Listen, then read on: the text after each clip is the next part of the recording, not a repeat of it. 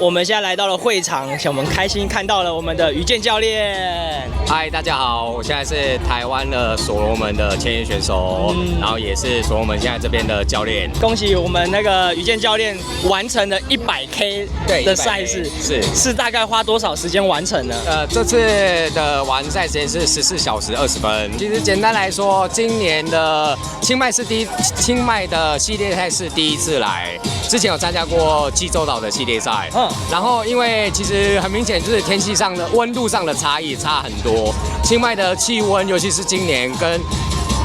去年比起来，今年热非常非常的多。哦，真的？对，去年有来的伙伴说，去年的天气是很 peace 很凉爽。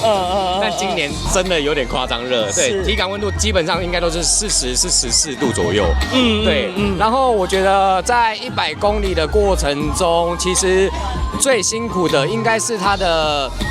陡爬升是非常的陡峭，跟台湾的某些百岳有点类似，非常的陡。它基本上是无可跑性，它没办法跑，它只能用双杖在执行在往上的动作。然后它的下坡的路程上，他们的路线有很多一种地形是那种沙质地形，那种沙质地形基本上你的越野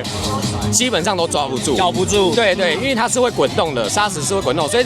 在下这种下坡的同时，可能就你要需要很多的运用到很多的股四头肌的肌力，跟小腿跟脚踝的灵敏反应，对你才有办法去做下坡这个动作，然后甚至还要运用到上半身的双手去抓树干，来作为减速跟转弯的部分，对，要不然你可能很容易去刹车滑倒，对，导致受伤或者扭伤之类的。这点我是觉得，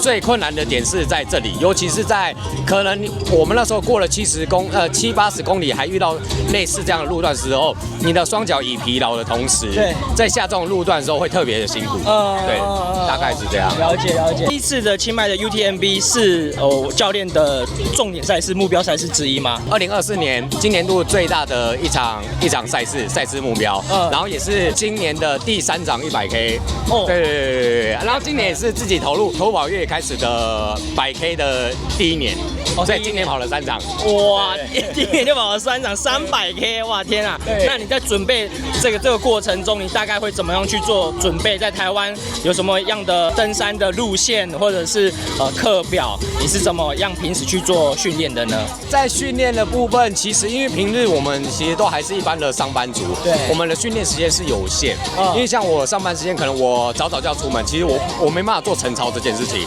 所以这时候我就只能运用下班的时间，一个礼拜可能会安排1次的基地课程，越野的基地课程，然后其他天的部分去做一个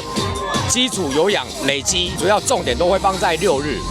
，6日做 B to B 的训练。B to B 是什么？就是算是，例如说，我今天是跑100K 100公里的情况下，我可能礼拜6我会去做一趟50公里，爬升3000的训练，然后礼拜日再做一趟可能20至30，然后爬升可能2000，有点像是疲劳累积上的训练，连续2天背靠背。是因为最主要是我们100公里的部分，你不太可能用1天来做一个训练的，因为它的时速太长了，所以你今天用2天的那种疲劳性的训练上，其实对于身体在提升上，我觉得是很有帮助。然后这个训练最主要的安排的训练周期，也是 Go Formosa 的教练欧巴提供给我的。对，所以在准备清迈这次的比赛的过程中，很感谢教练提供我这个训练的课表，让我在这个周期的期间可以有效的提升，对，而不至于说可能我跑100K 到可能过了70之后，那个疲劳指数上升，然后体力下降的同时，我会有点像是那种汽车没油会荡到谷底停下来那种概念，对，所以我觉得这种疲劳的训练，对于中长距离的训练是非常非常的需要的。理解。所以照教练这样子说，其实我们一般上班族也是可以靠科学化训练，还有这些的课表，可以完成我们这些比较长距离的赛事哦。对，是的，我自己觉得时间上其实可能大家的上班时间都是差不多，然后我觉得训练最辛苦的还是就是我们要维持生活，对，因为我们可能要维持经济生活的情况下，你要在兼具训练，这点是最辛苦的。所以在周末这个训练的时候，就要尽量去把握这些时间，可能会花比较长的时间，但是它的训练效果绝对会超乎你的想象。懂，了解。那对于明年呢，有没有什么样的目标赛事呢？明年现在的赛事规划应该就是一样是1月初的港百哦，对，香港100公里一样是100公里，对。然后接下来就是台湾的一个重点的一个越野世锦赛的选拔赛哦，2月3月那里882位，是